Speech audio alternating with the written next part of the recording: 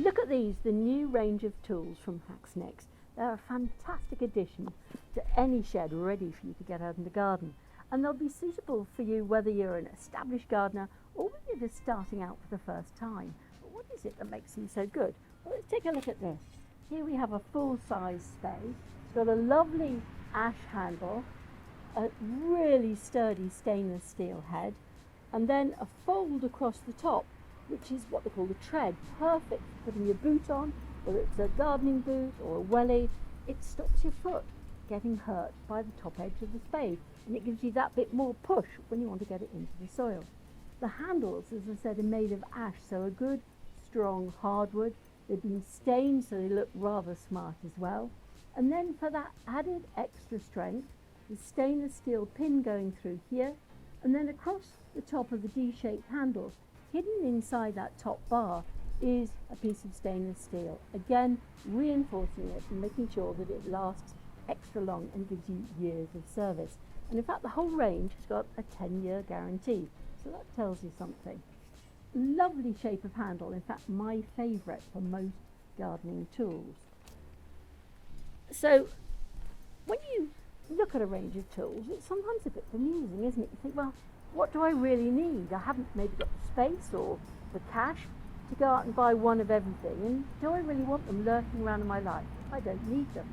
So let's have a quick go through of the main purposes of all these. First of all, there's two spades. The smaller one is called a border spade. Some people used to call them ladies' spades, and this one is a full-size spade. Now, really I think that the choice is largely up to you. I quite like using a smaller one. It's got a smaller head, which makes it easier to get into tight spaces.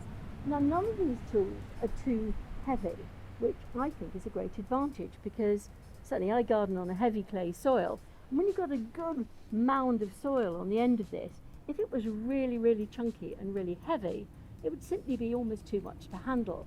These are just the right weight. They're really sturdily built, but not quite so heavy. And if you go for the border spade, particularly if you're smaller or you just want to garden in tighter spaces, that's the one you want. The standard spade, really pretty much the same as the border spade, but that bit bigger.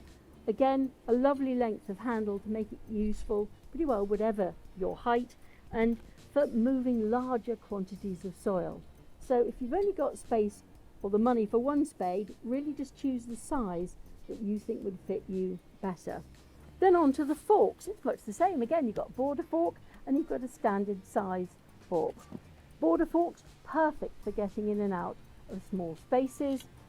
Bigger fork, where you've got more room. So again, it really doesn't matter which one you choose. It's which one you feel would suit the size of your garden and your size best. But when you use a fork and not a spade, if, and as I mentioned, I garden on a heavy clay soil, actually when you dig a hole for say a new shrub or something, it really does help if you dig at least part of it, if not all of it, using a fork. Because of course clay soils will hold together really well, so they move even when you're just moving them with a fork, and you don't sort of seal off the sides of the planting pit in the way you would with a spade. So if you're on heavy clay, I would certainly say if there's one tool you need, it's some size of fork as opposed to a spade. But ideally you want a spade and a fork. Then of course there's the smaller tools. There's the hand trowel and the hand fork. If you do quite a bit of gardening in containers or simply in small spaces, that could be, I don't know, window boxes, patio containers, any tight space, you don't want a full-sized fork or spade or even the border versions. You want something like these hand tools. Again, they've got ash handles, so lovely hardwood, and they've been stained so they look extra attractive, and stainless steel heads. So you've got the trowel, which you can use for all sorts of planting tasks, and again you've got the tiny little hand fork, which is perfect for, again, tight spaces or just easing out roots of weeds and so forth. They're also a really good way of getting kids started on gardening, because you can't have a 4-year-old yielding one of those, but you certainly could a hand trowel or hand fork. Now, the British obsession, lawns, particularly if you're a bloke, it seems. A half moon edger. This is the perfect tool for making your garden look really neat.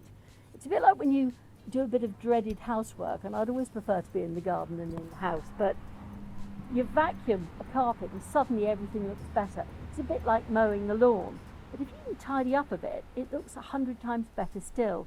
And this half moon edger is what you need for that.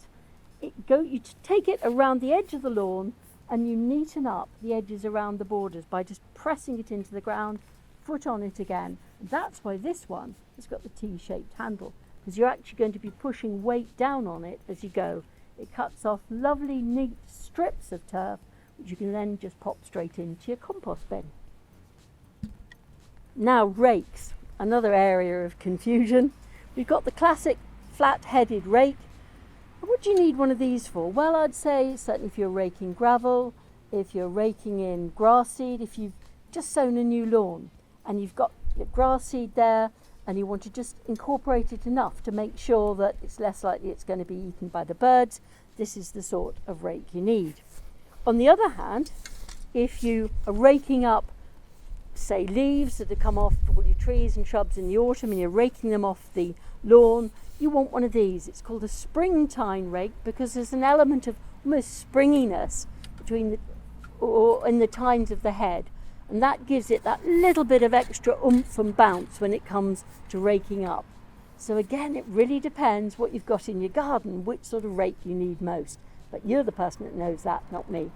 A lovely range of tools, and as I say, easy to use, perfect weight, and all the real basic needs for tools are there for you.